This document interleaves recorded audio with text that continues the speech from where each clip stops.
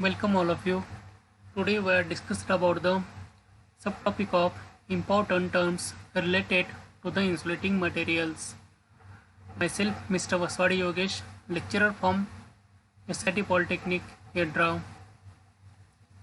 Before we starting our today's lecture, we revise some previous lecture points in which we studied about the insulating resins or polymers.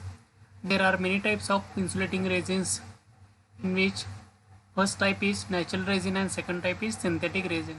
In natural resin, amber, wood and shellac is included, and in synthetic resin, thermoplastic and thermosetting materials are included, in which in thermoplastic perspex, polyethylene resin and PVC material includes, and in thermosetting material, bakelite, silicon resin and epoxy resins materials are included.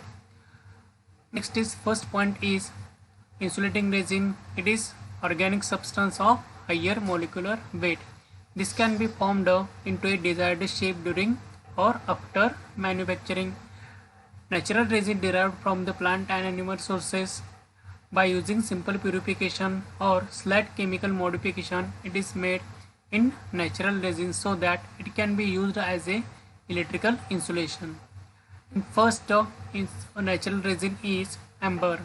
It is a fossil resin, light yellow color, high electrical resistance, and its specific gravity is 1.05 to 1.1. It is mainly used to make electrical insulating component in measuring instrument. Next is the wood resin. It is gummy and sticky like material. Dielectrical strength varies between the 10 to 16 kV per mm. Dielectrical constant is 2.5 to 3.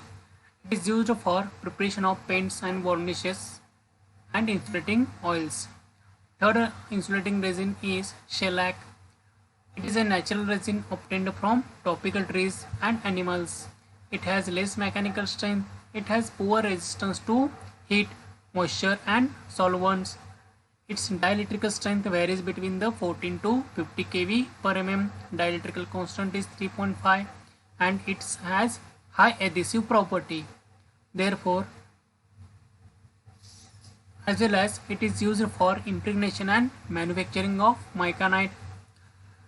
These are the examples of natural or natural resin in which amber, wood, shellac materials are used. In synthetic resin, it is also called as plastic. These are organic substances which are reassembled to a natural resin in properties like heat resistance and plasticity. Its chemical composition is different from the natural resins.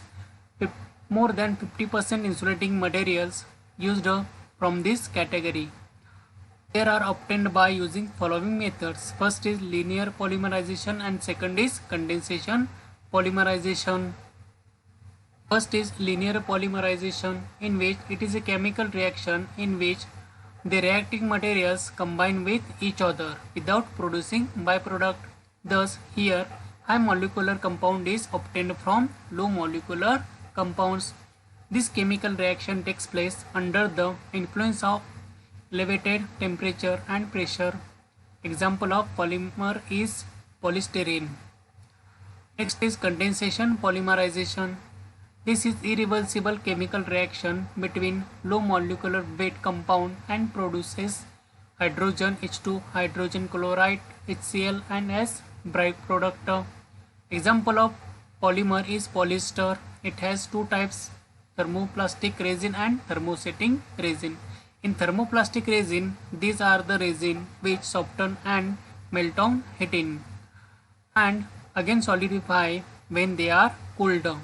Different types of thermoplastic resins are available. First is perspex, second is polyethylene, third is PVC, fourth is polyterafluoroethylene. First is thermoplastic resin, in which first is perspex. Perspex material used for model making and decoration purpose. Next is polyethylene. It is also known as polythene. It is obtained by polymerization of ethylene. Next is it possesses good electrical and mechanical properties. it is moisture resistance. That means it is non-hygroscopic material. It is not soluble in any solvent except benzene and petroleum at high temperature. Its melting point is 110 degrees Celsius. It is used for insulation of wires, high frequency cables, television and communication cables. These are some examples of polyethylene material. Next is PVC, polyvinyl chloride. It is obtained from polymerization of ethylene dichloride and sodium hydroxide in the presence of catalyst at 50 degrees Celsius. Its property can be improved by adding fillers like cotton, asbestos, powder mica, stabilizer such as HCl, metal soap and calcium oxide. Properties of PVC: its low weight and reduce the size, more flexible, high resistance to chemical action, non-hygroscopic, resist flame and sunlight.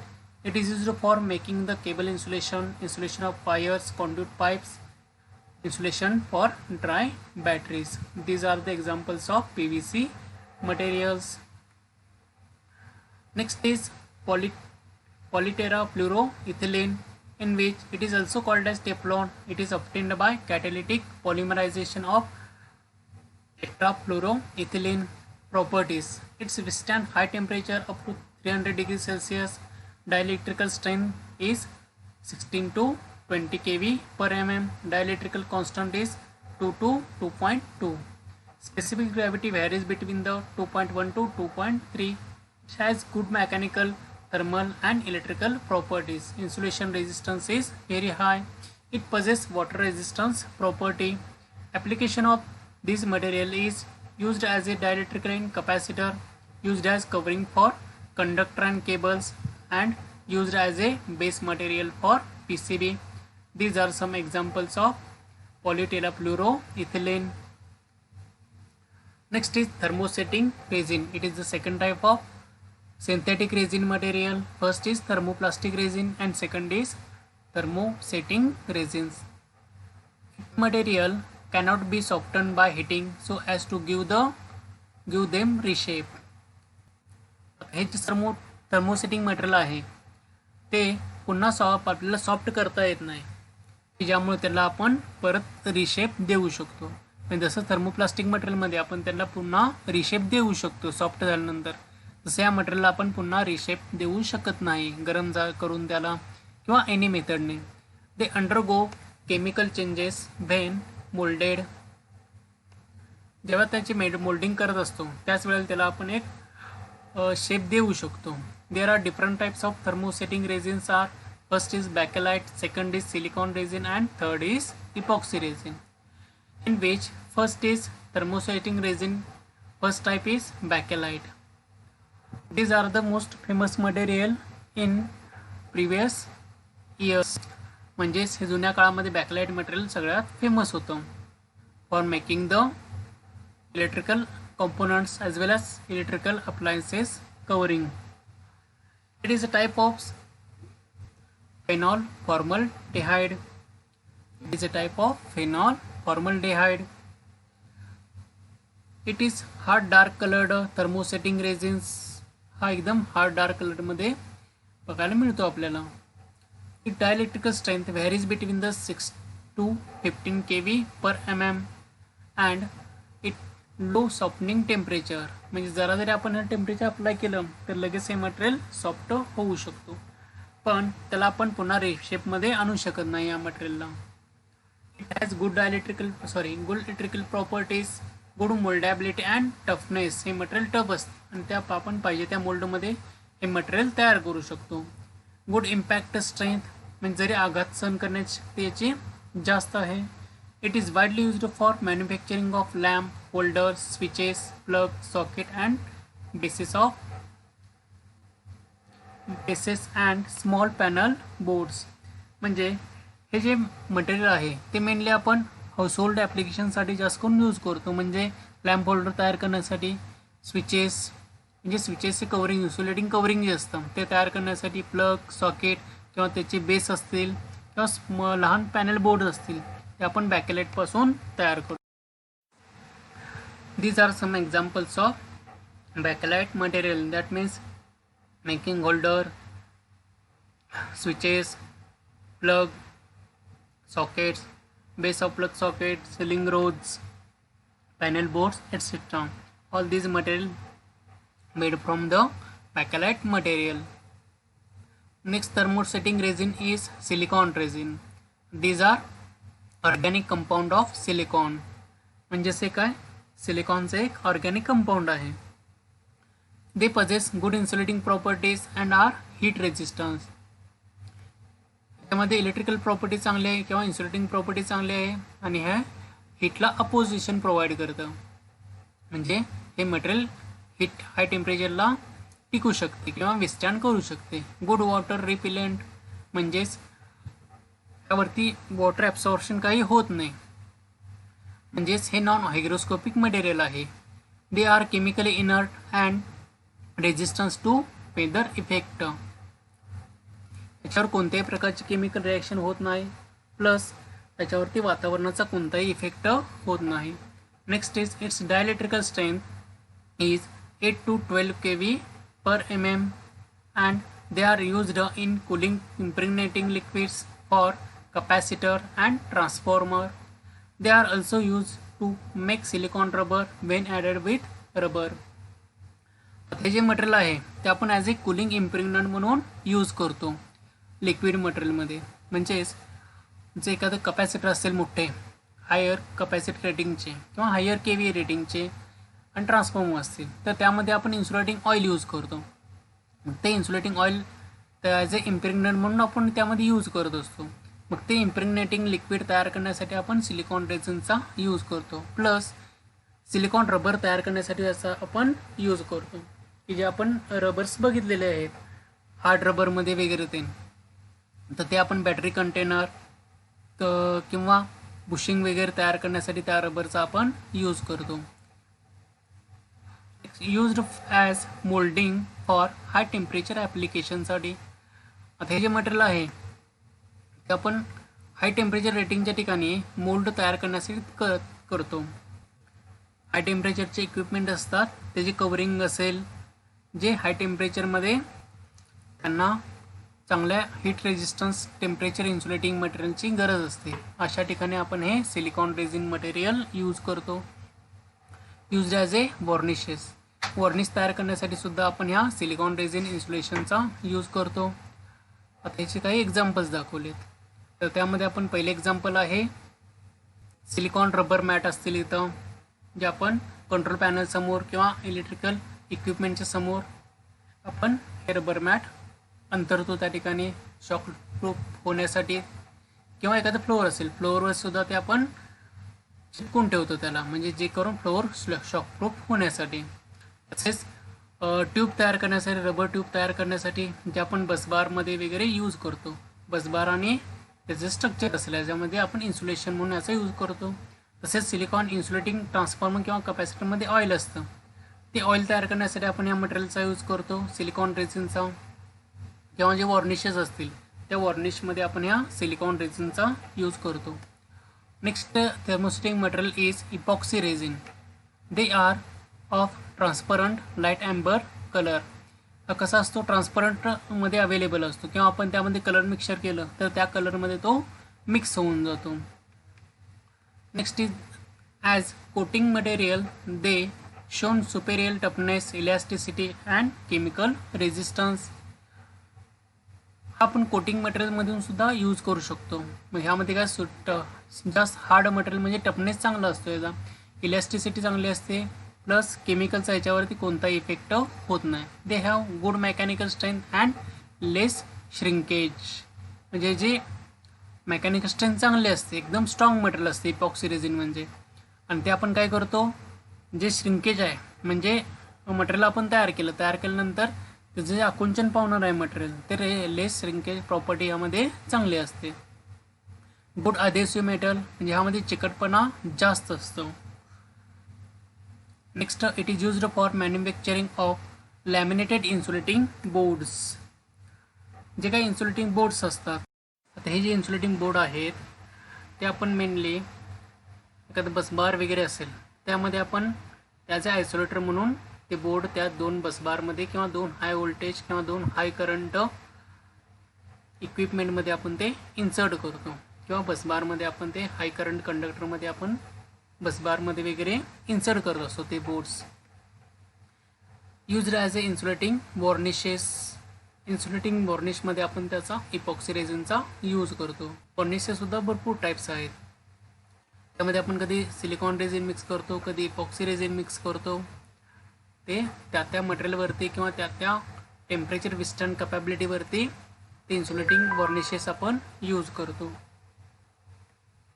Used as insulating material in cable boxes, cable point boxes, instrument transformer etcetera. आता हे जे material आहे त्याचं आपण examples बघूया, म्हणजे तुम्हाला exactly idea येईल इपॉक्सी रेझिनबद्दल. काय फर्स्ट टाईप आहे, ह्यामध्ये काय केबल जॉईंट करला आणि केबल जॉईंटमध्ये असे इपॉक्सी रेझिन आपण ओता लागलो या ठिकाणी. हे जे केबल आहे केबल जॉईंट, एकदा इपॉक्सी रेझिन तुम्ही त्या जॉईंटवरती ओतला की एकदम घट्ट होऊन बसते असे. म्हणजे जसं आमचे MCLचं एक्झाम्पल दिलं होतं प्रिव्हियस लेक्चरमध्ये. MCL काय करतो आपण, 2 मटेरियलचं मिक्सचर करतो. एकदा ते मटेरियलचं मिक्सचर केला की थोड्या वेळानं ते काय होतं, घट्ट होऊन जातं एकदम. त्याच टाईपमध्ये हे मटेरियलसुद्धा हे घट्ट होऊन जातं. सेम तसं एखादं इलेक्ट्रिकल कॉम्पोनंट, सपोज आता आहे रिले बोर्ड दाखवलेला आहे त्या ठिकाणी.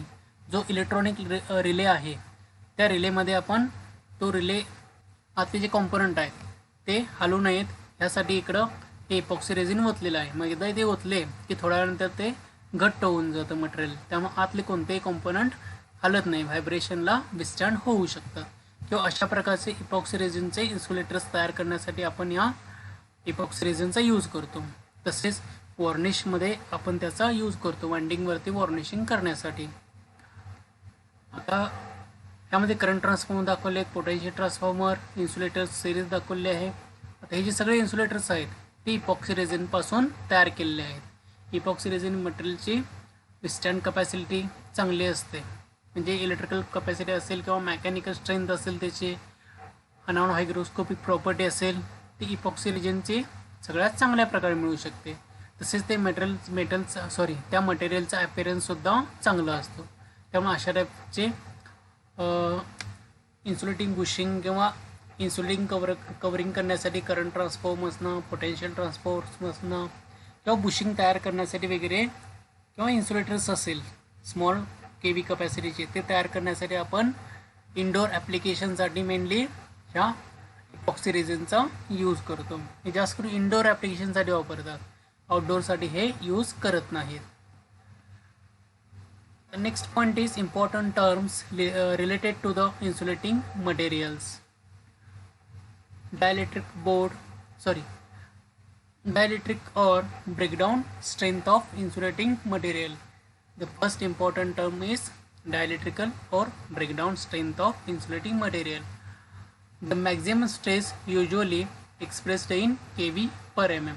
आता मॅक्झिमम स्ट्रेस याचा मिनिंग काय येतं,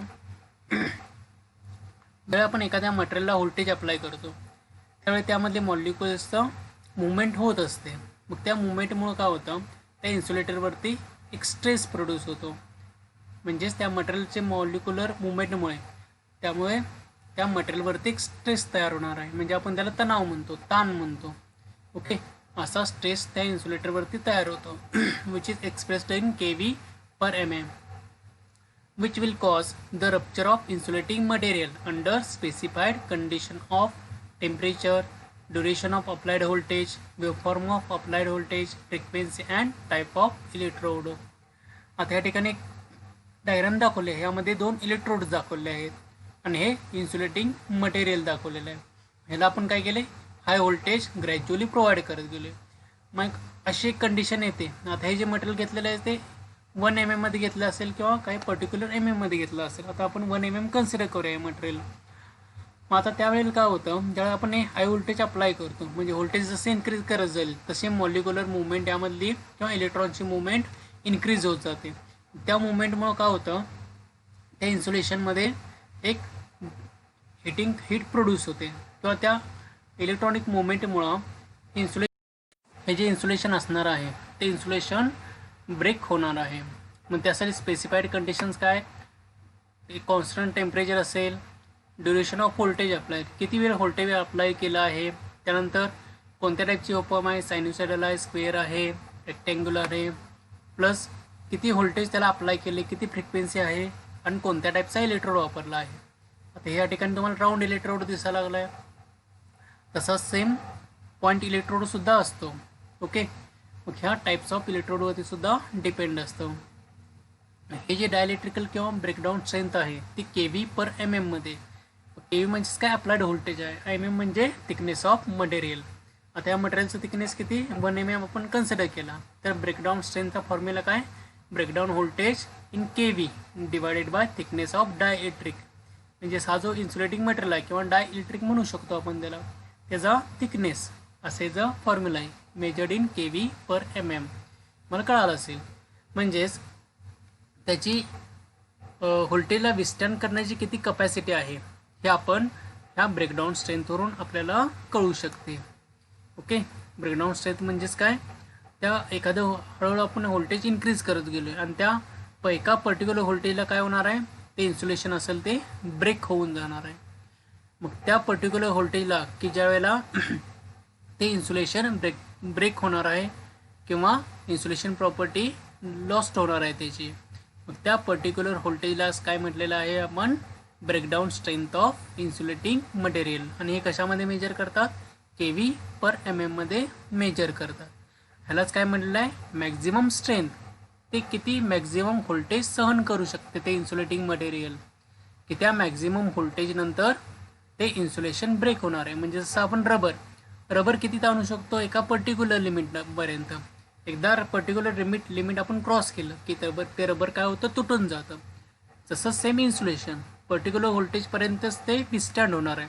एकदा त्या लिमिटच्या वरती व्होल्टेज गेलं की ते मटेरियल असेल ते ब्रेक होणार आहे इन्सुलेशन त्याचं. ओके, त्यालाच काय म्हटलं आपण, breakdown strength of the insulating material किंवा डायइलेक्ट्रिकल स्ट्रेंथ ऑफ इन्सुलेटिंग मटेरियल. आता ह्या ठिकाणी सॉलिड इन्सुलेटिंग मटेरियल घेतलेलं आहे आणि ह्या ठिकाणी oil as a liquid insulating material consider केलेलं आहे. Next is insulation breakdown. आता इन्सुलेशन ब्रेकडाऊन म्हणजे काय बघूया. All electrical apparatus are design to operate at particular voltage. If this voltage gradually increased then at same voltage the dielectrical used in apparatus gives away. That means it ruptures or fails or the dielectric is said to be breakdown. म्हणजे suppose एखादा electrical apparatus आहे, मग ते design करताना त्याचं एक voltage limit ठरलेलं असतं, पण आपण त्या व्होल्टेज लिमिटच्या सुद्धा वरती व्होल्टेज ग्रॅज्युअली इन्क्रीज करत गेलो, हळूहळू इन्क्रीज करत गेलो व्होल्टेज. मग अशी एक मुवमेंट येते की त्या व्होल्टेजनंतर ते इन्सुलेशन पूर्णपणे ब्रेक होऊन जाते. ते इन्सुलेशन रप्चर म्हणजे काय, तुटून जाते किंवा इन्सुलेशन फेल्युअर होऊन जाते किंवा ते ब्रेकडाऊन होऊन जाते. त्यालाच काय म्हटलं आपण, the dielectrical said to be breakdown. ते इन्सुलेशन ब्रेकडाऊन झालं, ते डायइलेक्ट्रिक असेल ते ब्रेकडाऊन झालेलं आहे. ओके, आता इथे इमेज दाखवलेलं आहे इन्सुलेशन कसं ब्रेकडाऊन झालं आहे. म्हणजे एक पर्टिक्युलर व्होल्टेजेस ते विस्टँड करू शकतं. त्या पर्टिक्युलर व्होल्टेज नंतर आपण ग्रॅज्युअली व्होल्टेज इन्क्रीज केलं तर ते इन्सुलेशन अशा प्रकारे ब्रेक होऊ शकते. त्यालाच काय म्हटलं आपण, इन्सुलेशन ब्रेकडाऊन. ह्या इमेजमधून तुम्हाला आयडिया आले असेल इन्सुलेशन ब्रेकडाऊन कसं होतं ते. Next is breakdown voltage. Breakdown voltage म्हणजेच काय, it is the breakdown voltage of an insulator is the minimum voltage that causes a portion of a insulator to become electrically conductive. Breakdown voltage म्हणजे काय सांगितले या ठिकाणी, it is the minimum voltage that causes म्हणजे कमीत कमी voltage, की त्यामुळं त्या व्होल्टेजमुळे जे काही इन्सुलेटिंग मटेरियल्स असेल त्याची इन्सुलेटिंग प्रॉपर्टी लॉस्ट होऊन ते कंडक्टिव्ह मटेरियलमध्ये त्याचं कन्व्हर्जन होणार आहे किंवा त्या इन्सुलेटरचं कंडक्टिव्ह मटेरियलमध्ये कन्व्हर्जन होणार आहे. त्यालाच काय म्हटलं आपण, ब्रेकडाऊन व्होल्टेज. ही फर्स्ट डेफिनेशन झाली. Same second definition, the minimum voltage required to break an insulator by forcing current through it is called as the breakdown voltage. आता यामध्ये एक वर्ड यूज केलेला आहे प्रत्येक ठिकाणी, minimum voltage. Minimum voltage required to break an insulator by forcing current through it. म्हणजे एक minimum voltage की त्या व्होल्टेजला इन्सुलेटिंग प्रॉपर्टी लॉस्ट होऊन त्यामधून करंट फ्लो होऊ शकतो. अशा व्होल्टेजला काय म्हटलंय आपण? ब्रेकडाऊन व्होल्टेज म्हटलेलं आहे. आणि थर्ड एक डेफिनेशन सांगितले आहे, the breakdown voltage definition, the minimum applied voltage that would cause a given insulator to break down. म्हणजे मिनिमम एक अप्लाइड व्होल्टेज की ज्यामुळे ते इन्सुलेशन ब्रेक होऊ शकते आणि त्याची इन्सुलेटिंग प्रॉपर्टी लॉस्ट होऊन त्यामधून करंट फ्लो होऊ शकतो. ह्यालाच काय म्हटलेलं आहे आपण? Breakdown voltage. Next is permittivity. Permittivity is the ability of a substance to store electrical energy in an electrical field. Permittivity म्हणजेच काय? It is the ability of substance. Substance म्हणजे कोणते डायइलेक्ट्रिक मटेरियल कन्सिडर केलं आपण तर त्याची electrical energy store करून ठेवण्याची जी कपॅबिलिटी असते in electrical field is called as the permittivity. म्हणजेच त्या सबस्टन्सची इलेक्ट्रिकल फील्डमध्ये इलेक्ट्रिकल एनर्जी स्टोअर करून ठेवण्याची जी कपॅसिटी आहे, काय म्हटलं मी, त्या मटेरियलची इलेक्ट्रिकल फील्डमध्ये इलेक्ट्रिकल एनर्जी स्टोअर करून ठेवण्याची जी कपॅबिलिटी आहे, जी ॲबिलिटी आहे, त्यालाच काय म्हटलेलं आहे आपण? परमिटिव्हिटी म्हटलेलं आहे. सेकंड डेफिनेशन काय सांगितली? Permittivity is the ability of a material to store electrical potential energy under the influence of an electrical field. म्हणजेच इलेक्ट्रिकल फील्डचा प्रभाव असताना त्या मटेरियलवरती त्या मटेरियलची जी इलेक्ट्रिकल पोटेन्शियल एनर्जी स्टोअर करून ठेवण्याची जी कपॅसिटी आहे त्यालाच काय म्हटलेलं आहे आपण? Permittivity of the material. किंवा आपण असं सुद्धा म्हणू शकतो इलेक्ट्रिकल फ्लक्स कॅरी करण्याची कपॅबिलिटी म्हणजेच परमिटिव्हिटी. आणखी डेफिनेशन सांगितले आहे. तर permittivity is indicated by epsilon. एप्सिलॉनचं साईन आहे एक, याला आपण परमिटिव्हिटी म्हणतो. याला काय म्हणायचं? एप्सिलॉन म्हणायचं. त्याला आता वर्ड एप्सिलॉन म्हणू शकता, एप्सिलॉन म्हणू शकता. Okay, its SI unit is farad per metre. Farad per मीटरमध्ये आपण परमिटिव्हिटी मेजर करतो कोणत्याही डायइलेक्ट्रिकल मटेरियलची. त्या ठिकाणी तुम्हाला परमिटिव्हिटी दाखवलेली आहे. हे जे मटेरियल आहे डायइलेक्ट्रिक मीडियम इथे यूज केलेलं आहे, त्या डायइलेक्ट्रिकल मीडियमची हे इलेक्ट्रिकल फील्ड तयार झालेले आहे. मग त्या इलेक्ट्रिकल फील्डमध्ये त्या डायइलेक्ट्रिकल मटेरियलची इलेक्ट्रिकल एनर्जी स्टोअर करून ठेवण्याची कपॅबिलिटी किंवा ॲबिलिटी त्यालाच काय म्हटलेलं आहे आपण? परमिटिव्हिटी म्हटलेलं आहे. Next is dielectric constant. Dielectric constant is the ratio of the permittivity of substance to permittivity of free space. म्हणजेच डायइलेक्ट्रिक कॉन्स्टंट म्हणजे रेशो आहे. आता रेशो असल्यामुळे ह्याला युनिट नसणार आहे. आपण डायइलेक्ट्रिकल कॉन्स्टंट बघितलं आहे, त्याला कोणत्याही टाईपचं युनिट नाही आहे. मग हा रेशो आहे, कशाचा रेशो आहे? परमिटिव्हिटी ऑफ सबस्टन्स, एखाद्या मटेरियलची permittivity to the permittivity of free space. म्हणजेच ते मटेरियल आपण व्हॅक्यूममध्ये किंवा फ्री स्पेसमध्ये ठेवल्यानंतर जी परमिटिव्हिटी असेल त्यालाच काय म्हटलेलं आहे आपण? डायइलेक्ट्रिकल कॉन्स्टंट ऑफ मटेरियल और डायइलेक्ट्रिक कॉन्स्टंट म्हटलेलं आहे. It is an expression of the extent to which material concentrate electrical field. म्हणजेच डायइलेक्ट्रिकल कॉन्स्टंटवरून आपल्याला काय कळू शकते तर त्या मटेरियलमधील इलेक्ट्रिकल फ्लक्स कॉन्सन्ट्रेशन आपल्याला कळू शकते. Okay, it is the electrical equivalent of relative magnetic permeability. म्हणजे जी रिलेटिव्ह परमेबिलिटी असते मॅग्नेटिक मटेरियलची, त्याचप्रमाणे यामध्ये काय दिलेलं आहे आपल्याला? डायइलेक्ट्रिकल कॉन्स्टंट दिलेलं आहे. म्हणजे जशी रिलेटिव्ह परमेबिलिटी आहे मॅग्नेटिक मटेरियलमध्ये त्याच टाईपमध्ये इथं डायइलेक्ट्रिक कॉन्स्टंट आहे इलेक्ट्रिकल फील्डमध्ये. नेक्स्ट एक dielectric constant is defined as a quantity of measuring the ability of a substance to store electrical energy in an electrical field. आणखी एक डेफिनेशन काय दिले आपल्याला इथं? A quantity of measuring the ability of substance. म्हणजे त्या मटेरियलची ability आपल्याला मेजर करायची आहे to store electrical energy in electrical field. म्हणजे किती प्रमाणामध्ये इलेक्ट्रिकल एनर्जी इलेक्ट्रिकल फील्डमध्ये स्टोअर करू शकतो. मग त्याच ॲबिलिटीला काय म्हटलेलं आहे, डायलेक्ट्रिक कॉन्स्टंट म्हटलेलं आहे. ही quantity of measuring the ability, म्हणजे त्याची ॲबिलिटी मेजर करण्याची क्वांटिटी, की त्या क्वांटिटीवरून आपल्याला कळू शकते ते मटेरियल जे असेल ते किती प्रमाणामध्ये इलेक्ट्रिकल एनर्जी इलेक्ट्रिकल फील्डमध्ये स्टोअर करून ठेवू शकते. आता इथे एक्झाम्पल दाखवलं आहे dielectric कॉन्स्टंटचं.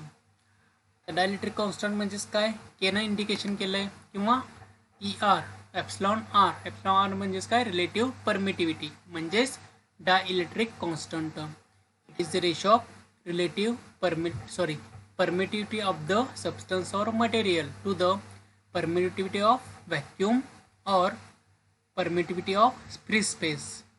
The ratio of permittivity of the material to the permittivity of the vacuum when this material kept in vacuum. म्हणजेच त्या मटेरियलची परमिटिव्हिटी प्लस ते मटेरियल आपण व्हॅक्यूममध्ये ठेवलं असताना त्याची परमिटिव्हिटी, ह्या दोघांचा जो रेशिओ असतो त्यालाच काय म्हटलेलं आहे आपण, डायइलेक्ट्रिक कॉन्स्टंट किंवा रिलेटिव्ह परमिटिव्हिटी. आणखी एकदा ऐका, it is the ratio of material when material permittivity and the permittivity of vacuum. It is called as the relative permittivity or dielectric constant. आता या ठिकाणी दाखवलेलं आहे. आता या ठिकाणी कोणत्याही टाईपचं डायइलेक्ट्रिक मटेरियल नाही आहे, या ठिकाणी व्हॅक्यूम क्रिएट केले. मग व्हॅक्यूम क्रिएट केल्यानंतर त्याची जी परमिटिव्हिटी असते त्याला आपण एप्सिलॉन 0 इंडिकेशन केलं आहे. व्हॅक्यूममधली परमिटिव्हिटी प्लस एखादं डायइलेक्ट्रिक मटेरियल आपण यूज केलं तर त्या डायइलेक्ट्रिक मटेरियलची परमिटिव्हिटी. आता असा जो रेशो आहे permittivity of the material to the permittivity of the vacuum, ह्याच रेशोला काय म्हटलं आहे आपण, डायइलेक्ट्रिक कॉन्स्टंट. मग ह्याच्यामुळे आपल्याला काय कळू शकतं, त्या मटेरियलमध्ये इलेक्ट्रिकल फ्लक्सचं कॉन्सन्ट्रेशन किती प्रमाणामध्ये आहे त्यावरून आपल्याला त्या कळू शकतं. ओके, हे झालं डायइलेक्ट्रिक कॉन्स्टंट. त्याचे फॉर्म्युले दिलेले आहेत त्या ठिकाणी. Next is specific gravity. Specific gravity is the ratio between the density of an object and a reference substance.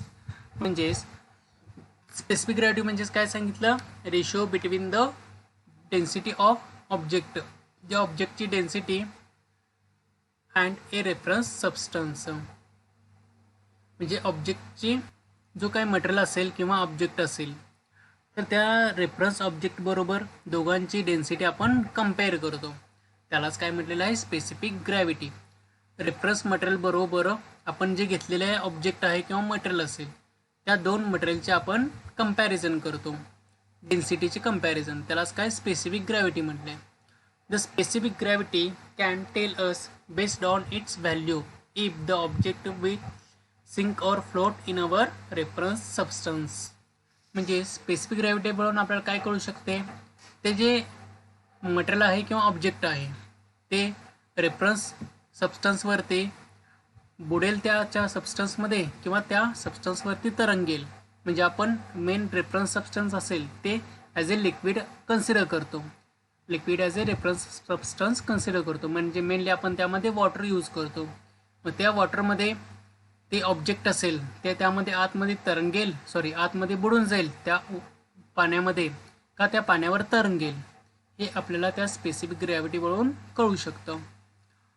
It is usually our reference substance is water which is always has density of 1 gram per millimeter or 1 gram per cubic centimeter. आता मी सांगितल्याप्रमाणे reference substance आपण काय करतो, water consider करतो. त्या वॉटरची density किती असणार आहे, 1 ग्रॅम पर मिलीमीटर असणार आहे किंवा 1 ग्रॅम पर क्युबिक सेंटीमीटर असणार आहे. Okay, specific gravity also called as relative density. म्हणजे आपण इथं दोन डेन्सिटीचं कंपॅरिझन करत असतो. It is the ratio of density of substance to that of a standard substance. म्हणजे दोन डेन्सिटीचं कंपॅरिझन करतो. ओके, रिलेटिव्ह सबस्टन्स म्हणजेच काय, वॉटर असेल आणि जो काय आपला सबस्टन्स असेल किंवा आपले ऑब्जेक्ट असेल, ऑब्जेक्ट प्लस वॉटर ह्याचं कंपॅरिझन आपण करतो त्याच्या डेन्सिटीचं. इथं मास ऑफ ऑब्जेक्ट दिलेला आहे आपल्या इथं आणि तो ऑब्जेक्ट आपण पाण्यामध्ये टाकला की तो पाण्यामध्ये बुडणार आहे का पाण्यामध्ये तरंगणार आहे, हे मटेरियल पाण्यामध्ये बुडेल का तरंगेल हे आपल्याला स्पेसिफिक ग्रॅव्हिटीवरून कळू शकते. त्या दोन डेन्सिटीची म्हणजे पाण्यामध्ये असताना म्हणजे पाण्याची डेन्सिटी आणि त्या सबस्टन्सची डेन्सिटी ह्या दोन डेन्सिटीचा आपण कंपॅरिझन करतो किंवा त्याचा आपण रेशिओ घेतो. त्याच रेशिओला काय म्हटलेलं आहे आपण स्पेसिफिक ग्रॅव्हिटी म्हटलेलं आहे. Next dielectric loss. It is the loss of power in dielectric caused by the loss of energy in the form of heat generated by and varying electrical field. The loss of power in dielectric म्हणजेच काय, जे dielectric material असेल किंवा insulating material असेल तर त्यातला power loss त्यालाच काय म्हटलं आपण डायइलेक्ट्रिक लॉस म्हटलेलं आहे. Caused by loss of energy in the form of heat. आता हा डायइलेक्ट्रिक लॉस होणार आहे तो कोणत्या फॉर्म होणार आहे तर जे काय हीट प्रोड्यूस होणार आहे त्या हीटच्या स्वरूपामध्ये तो लॉस पॉवर लॉस प्रोड्यूस होणार आहे generated by and varying electrical field. मग आता ही जी हीट प्रोड्यूस होणार आहे ती त्या डायइलेक्ट्रिक मटेरियलमध्ये प्रोड्यूस होणार आहे in the form of heat bye varying electrical field. आपला जो एस सप्लाय आहे तो एस सप्लाय सारखा अल्टरनेटिंग सप्लाय असतो त्यामुळे त्याचे जे इलेक्ट्रिकल फील्ड प्रोड्यूस होणार आहे ते सुद्धा अल्टरनेटिंग नेचरचं असतं. त्यामुळं काय होतं त्या व्हॅरिंग इलेक्ट्रिकल फील्डमुळं त्या मटेरियलमध्ये एक हीट प्रोड्यूस होते डायइलेक्ट्रिक मटेरियलमध्ये. मग त्या हीटलाच काय म्हटलेलं आपण लॉस ऑफ पॉवर म्हटलेलं आहे. For example A capacitor incorporated in alternating current circuit is alternately charge and discharge each half cycle. आता एक कपॅसिटरचं डायइलेक्ट्रिक मटेरियल घेतला तर कपॅसिटरला आपण एस सप्लाय देतो त्यावेळेला कपॅसिटर एकदा चार्ज होणार पहिल्या हाफ सायकलला पहिल्या हाफ सायकलमध्ये चार्ज होणार पुन्हा डिस्चार्ज होणार नंतर सेकंड हाफ सायकलमध्ये डायरेक्शन चेंज करून पुन्हा चार्ज होणार पुन्हा डिस्चार्ज होणार. म्हणजे तो एका सायकलमध्ये 2 वेळा चार्ज आणि 2 वेळा डिस्चार्ज झाला. During the alternation of polarity of the plates the charges must be displaced through dielectrical first in one direction. म्हणजेच एक पहिल्या हाफ सायकलमध्ये काय होणार आहे एकदा कपॅसिटर चार्ज होणार आणि एकदा डिस्चार्ज होणार एका डायरेक्शनने आणि सेकंड हाफ सायकलमध्ये काय होणार आहे पुन्हा चार्ज होणार पण पोलॅरिटी त्यावेळेला चेंज होणार आहे. मग चार्ज झाल्यानंतर काय होणार पुन्हा डिस्चार्ज होणार आहे. मग पहिली पोलॅरिटी सपोज इथं आता एक कपॅसिटर कन्सिडर केला आपण या ठिकाणी. मग कपॅसिटरमध्ये काय होतं इकडे एकदा पॉझिटिव्ह आहे इकडं निगेटिव्ह आहे हे पहिल्या हाफ सायकलला. सेकंड हाफ सायकलमध्ये काय होणार या ठिकाणी पॉझिटिव्ह होणार आणि या ठिकाणी निगेटिव्ह होणार. थर्ड हाफ सायकलमध्ये या ठिकाणी पॉझिटिव्ह निगेटिव्ह. फोर्थ हाफ सायकलमध्ये इथं पॉझिटिव्ह आणि या ठिकाणी निगेटिव्ह अशी प्रत्येक पोलॅरिटी प्रत्येक हाफ सायकल नंतर चेंज होणार आहे. मग अशामुळं काय होतं हे जे मॉलिक्युल्स आहेत त्यामध्ये हीट प्रोड्यूस होते कारण ते एकमेकांवरती कोलाइड होतात. इलेक्ट्रॉन्स कोलाइड एकमेकांवरती झाल्यामुळे त्यामध्ये हीट प्रोड्यूस होणार आहे. मग त्याच हीटला काय म्हटले आपण लॉस ऑफ एनर्जी म्हटलेलं आहे. माझा हा डायइलेक्ट्रिकल लॉस आपण कसा कॅल्क्युलेशन केला तो डायइलेक्ट्रिकल लॉस आपण टॅन डेल्टा नावानं कॅल्क्युलेशन केलेलं आहे. मग टॅन डेल्टालाच काय म्हटलं आपण डायइलेक्ट्रिक लॉस म्हटलं आहे. आणि हा लॉस कशामुळे झाला आहे जी काय हा प्रत्येक हाफ सायकल नंतर इलेक्ट्रिकल फील्ड पोलॅरिटी चेंज करणार आहे. म्हणजे ह्याच्यावरती जे काही पोटेन्शियल तयार झालेलं आहे ते चेंज होणार आहे प्रत्येक सायकल नंतर. मग त्या पोलॅरिटी चेंजमुळे काय होणार आहे ह्यातले मॉलिक्युल्स एकमेकांवरती कोलाइड होणार आणि कोलाइड झाल्यामुळे त्यामध्ये हीट प्रोड्यूस होणार. मग त्या हीटलाच काय म्हटलेलं आहे आपण पॉवर लॉस म्हणलेला आहे आणि तोच पॉवर लॉस म्हणजे डायइलेक्ट्रिकल लॉस असणार आहे. Next dissipation factor. Dissipation factor is the electrical property of a electrical insulating material. It is defined as the reciprocal of ratio between the insulating materials capacitive resistance to capacitive reactance to its resistance equivalent series resistance at a specified frequency. Dissipation factor is the tangent of loss angle of the insulating material. या डायग्राममुळे आपल्याला idea येईल बघा. इथं आता एखादा कोणताही capacitor घेतला तर तो प्युअर कपॅसिटर नसतो त्यामध्ये कपॅसिटर प्लस रेझिस्टिव्ह इलेमेंट असतो. मग ह्यामुळं काय होतं टॅन डेल्टा म्हणजेच काय ही जी हीट प्रोड्यूस होणार आहे ती हीट प्रोड्यूस होणार आहे त्या ह्या रेझिस्टिव्ह इलेमेंटमध्ये हीट प्रोड्यूस होणार आहे. According to H = I² RT ह्या प्रोपोर्शनमध्ये ह्या रेझिस्टिव्ह इलेमेंटमध्ये हीट प्रोड्यूस ती जी हीट प्रोड्यूस होणार आहे त्या रेजिस्टन्समध्ये तयार होते. मग टॅन डेल्टा म्हणजेच काय, it is the ratio of ESR equivalent series resistance of the capacitor divided by capacitive reactance. त्यालाच काय म्हटलं आहे आपण, टॅन डेल्टा अँगल म्हटलेलं आहे आपण त्याला. कोणताही कपॅसिटर घ्या, रिॲक्टर घ्या किंवा इंडक्टर घ्या किंवा रेजिस्टन्स घ्या, कोणतेही प्युअर मटेरियल नसते. त्यामध्ये थोडा रेजिस्टन्स घेतला तर त्यामध्ये कपॅसिटन्स थोडा असतो किंवा इंडक्टन्स थोडा असणार आहे. कोणताही इंडक्टन्स घेतला तर त्यामध्ये कपॅसिटन्स पण असणार आहे, रेजिस्टन्स पण असणार आहे. किंवा कोणताही कपॅसिटर घेतला आपण तर त्यामध्ये थोडी प्रॉपर्टी रेजिस्टन्सची सुद्धा असणार आहे आणि इंडक्टन्सची सुद्धा असणार आहे प्रॉपर्टी. त्यामुळे कोणतंही मटेरियल हे प्युअर कपॅसिटिव्ह किंवा प्युअर रेजिस्टिव्ह किंवा प्युअर इंडक्टिव्ह मटेरियल कधीसुद्धा अवेलेबल नसतं. मग आपण हा जो कपॅसिटरमधला रेजिस्टन्स आहे तर त्यामध्ये हा लॉस तयार होतो, डायइलेक्ट्रिक लॉस. मग त्याचाच टॅन अँगल म्हणजेच काय असणार आहे आपला, टॅन डेल्टा म्हणजे डिसिपेशन फॅक्टर असणार आहे किंवा डायइलेक्ट्रिक लॉस असणार आहे तो. त्याचा रेशो काय, ESR equivalent series resistance divided by capacitive reactance. त्यालाच काय म्हटलं आहे आपण, टॅन डेल्टा किंवा डिसिपेशन फॅक्टर म्हटलेलं आहे. So today's our lecture is completed. Thank you.